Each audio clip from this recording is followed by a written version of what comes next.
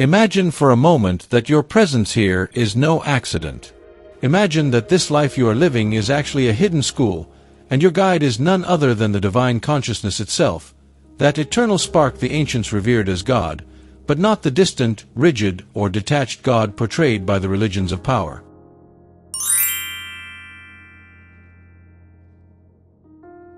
No, I mean the living God, the eternal now that dwells within you, waiting to be heard. Pause and ask yourself, if that God were your personal metaphysics teacher, what teachings would it reveal to you? What mysteries would it whisper in the deep silence of your essence? How would it explain the sacred science of conscious creation? That forgotten ability to shape reality from the invisible. This is not just another video. It is a door, an invitation to reconnect with an ancient language spoken not with words, but with vibrations. To connect with the creative word that breathes life into worlds. Because yes, you manifest in every moment, but do you do it from truth or from illusion? This path doesn't seek for you to learn something new, but to remember. To remember that the quantum field, the supreme kingdom, the Most High, are not outside, but within you. You've heard the phrase, "Seek first the kingdom, and all else will be added." But what does it really mean? How does that kingdom manifest in the vibrational language of metaphysics? Throughout this journey, we will reveal together the essential principles a divine teacher would share about authentic manifestation. How vibration precedes form, why your words are creative decrees, and how inner coherence is the key that aligns the soul with the will of the eternal. This knowledge has been hidden in parables, scriptures, and symbols. Today we offer it to you as a living codex. But beware, once you discover it, you can no longer ignore it. Once you feel it, there is no turning back. Prepare yourself, because what you are about to discover has the power to transform your reality deeply and forever. If these words resonate with your soul, I invite you to subscribe to this channel, not only to accompany you on this path, but so that together we awaken that divine spark within you. You are not alone in this awakening. Here we are a community seeking truth and inner power. Subscribe now, make this vibration a part of your daily life, and remember that every subscriber is not a number, but a soul joining the journey toward conscious manifestation. Don't let this moment slip by. Join us, ring the bell, and share this wisdom with those ready to remember their true essence. Your soul brought you here. Let us accompany you so that together we unveil the secrets of creation from within. And not because your surroundings change around you, but because you will once again recognize who you have always been. Long before terms like the law of attraction or conscious manifestation became trends in self-help books or digital platforms, these truths were already fiercely guarded, not by just anyone, but by the sages of civilizations we now consider legendary. Egypt, Sumeria, India, Greece, each in its own way, safeguarded fragments of the map to mastering inner creation. In ancient Egypt, the priests of the Temple of Heliopolis did not understand the word as a mere channel of communication. The sacred word, the jakaw, was an alchemical tool. To emit a sound, to make a symbol vibrate, was to manipulate the very essence of existence. They believed the cosmos was begotten through the word, not as a metaphor, but as a real and concrete act. A decree emanating from a heart in harmony with Ma'at, the cosmic balance, was enough for the world to respond. This was the science of the spirit.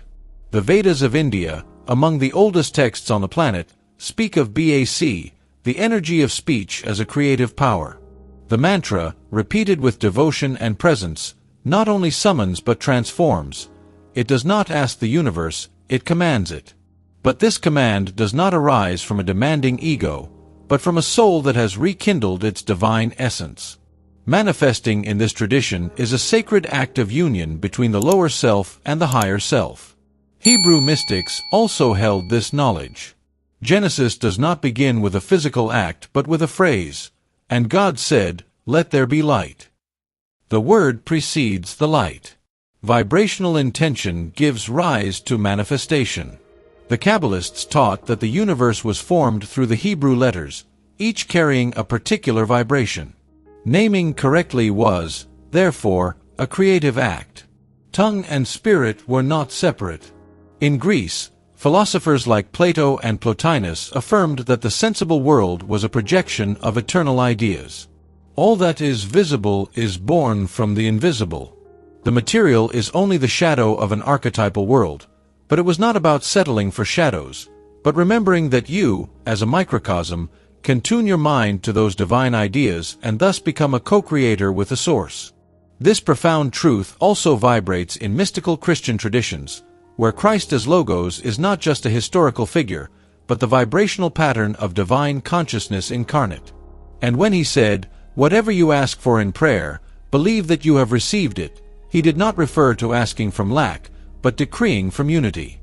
Thus, throughout time, true masters did not teach to beg the universe, but to remember that you are the channel through which the cosmos manifests. But this requires more than a mere longing. It demands vibrational integrity, purity of intention, and a heart that has returned to its original root. And if God were your guide, he would undoubtedly lead you first through those ancient halls of wisdom, so you may understand that what we today call metaphysics is nothing more than the sacred memory of your spiritual heritage. Visualize yourself before an empty vessel, one that can only be filled with pure water if the container has no cracks. Now imagine that the vessel is you, and the water represents the creative energy of the cosmos. How could you expect the vessel to hold the manifestation you desire if it is fractured by doubts, limiting beliefs, and unconscious thoughts? This is the first great teaching God, as the master of metaphysics, would impart to you. Your external world is merely a reflection of the vibration of your inner world.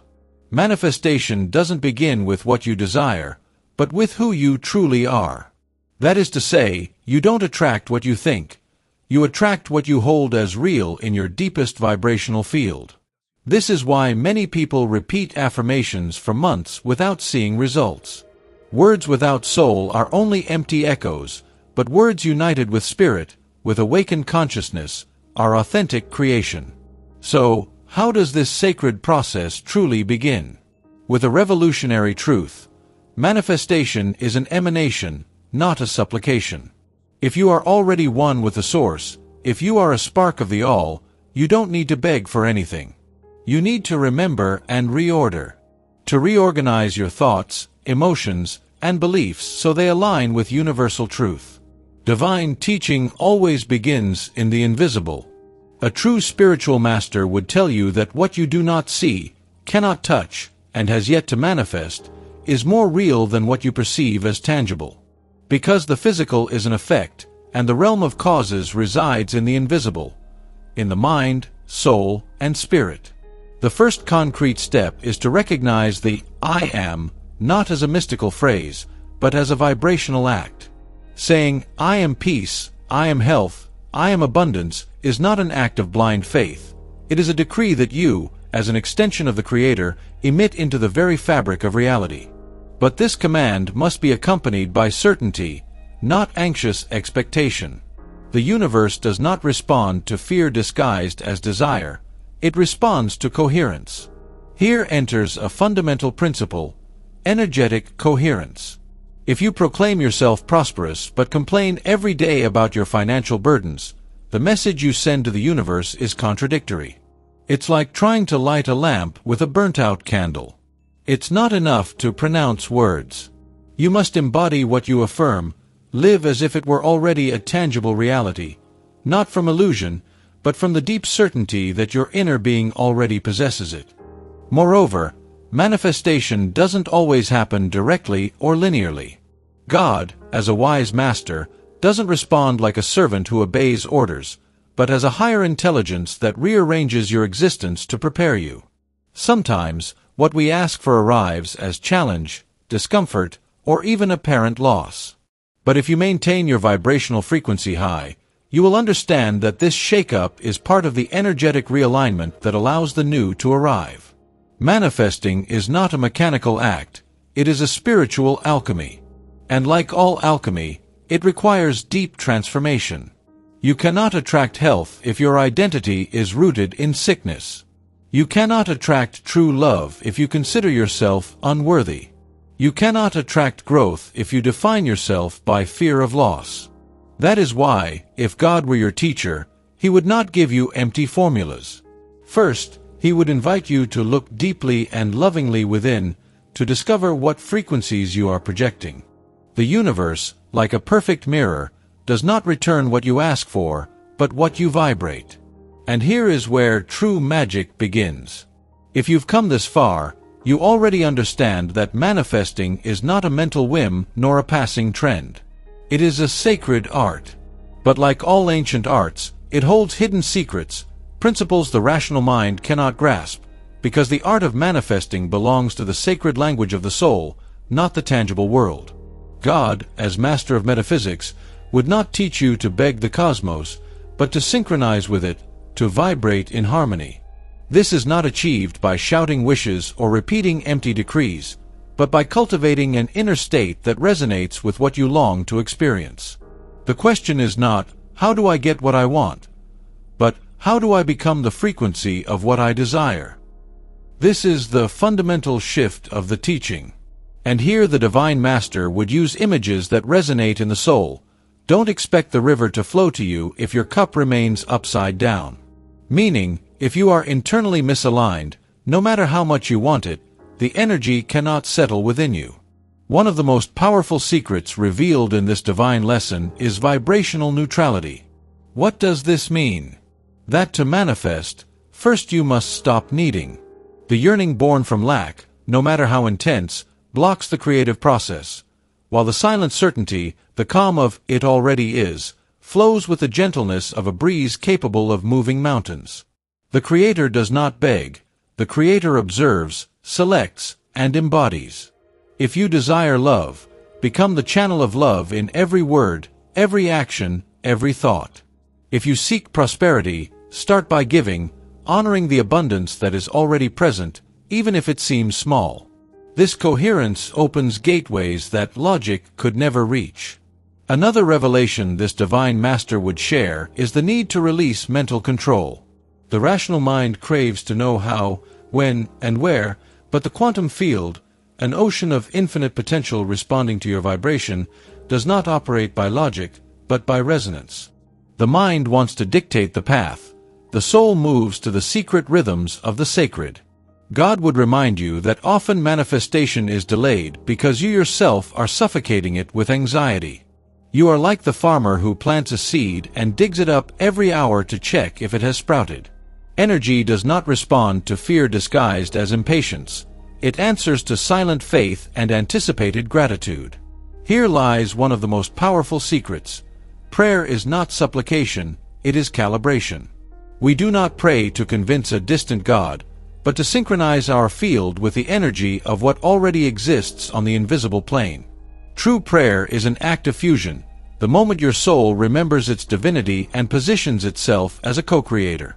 Furthermore, God would teach you that not everything you desire is what you truly need. Sometimes your soul guides you through apparent obstacles to shape you into the version capable of holding what you long for. Because manifesting is not just about receiving, but being prepared to hold with spiritual maturity what the soul calls for. There is no authentic manifestation without transformation. You cannot attract a new world if you continue to inhabit the old one. This is the inner alchemy.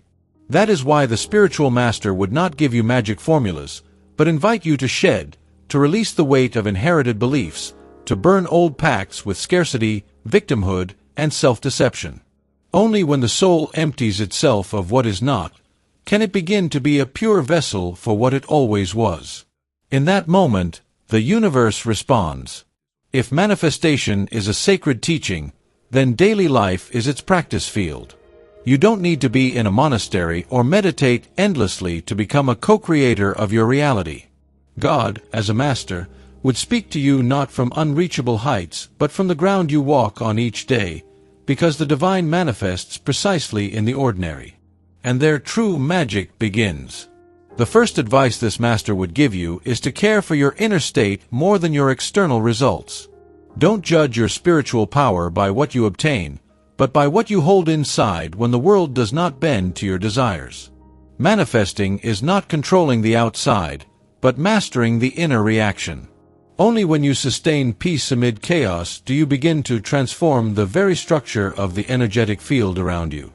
Second advice: speak as if the universe hears every word, because it does. Words are not mere sounds, they are codes that program your vibration. Every time you affirm something with conviction, you send a command to the invisible fabric of reality. So, don't say, "This is impossible," not even jokingly. Don't say, "I can't," not even out of habit. Be conscious of your language, because the verb born from the aligned soul creates worlds. Third advice: awaken every day as a ritual of spiritual activation. Don't launch into routine like an automaton. Breathe with presence. Give thanks before there is any visible reason. Feel your body as a temple, not a machine.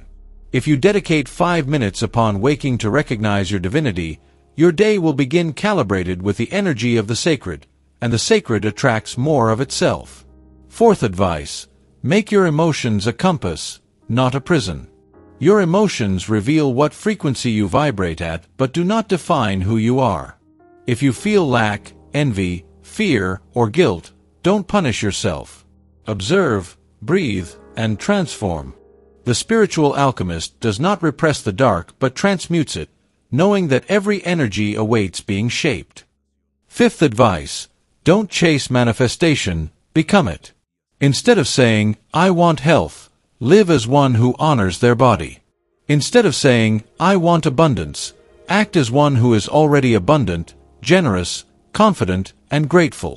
This subtle shift from desire to being is what makes the universe have no choice but to reflect what you have already embodied in vibration. And finally, the most silent and powerful advice: trust the mystery. Not everything will be revealed immediately. Sometimes waiting is part of the perfect design. Sometimes apparent denial is protection. The soul walking in faith does not need constant proof. It is enough to hold the certainty that what is coming is even better than what was asked. Living as a co-creator is not about mastering the universe but flowing with it from inner mastery. It's not a life without challenges, but a life with purpose, clarity, and connection to the eternal. Imagine for a moment you stand before a master who needs no words to teach you, who looks at you so deeply that, without judgment, reveals what you truly are. That master is God, not a distant, punishing, or foreign God, but the living God within you, breathing inside and whispering in your purest silence. You and I are one, and you can also create. If this divine master walked with you, he would not give secret formulas or complicated rituals. He would remind you that the creative principle of the universe is not reserved for prophets or enlightened ones, but is within you, in every thought you hold, every word you speak, every emotion you choose to cultivate. Metaphysics is not an inaccessible science. It is the literacy of the soul, teaching you the hidden language that shapes matter. In this journey, we discover that manifesting is not desperate pleading but remembering with certainty. It is an act of connection to deep truth, where reality responds to those who recognize themselves as divine channels, because you do not attract what you desire with anxiety but what you already are in vibration. If God were your master, he would ask you not to beg for miracles but to embody them. Not to live as a victim, but as a conscious author of your destiny. Not to be deceived by appearances, because the eternal always lies beyond the veil. He would teach you that every true manifestation is a reflection of love, that the universe responds to the loving certainty of your divine essence, not to fear. That when you vibrate in harmony with your soul, you don't need to force anything.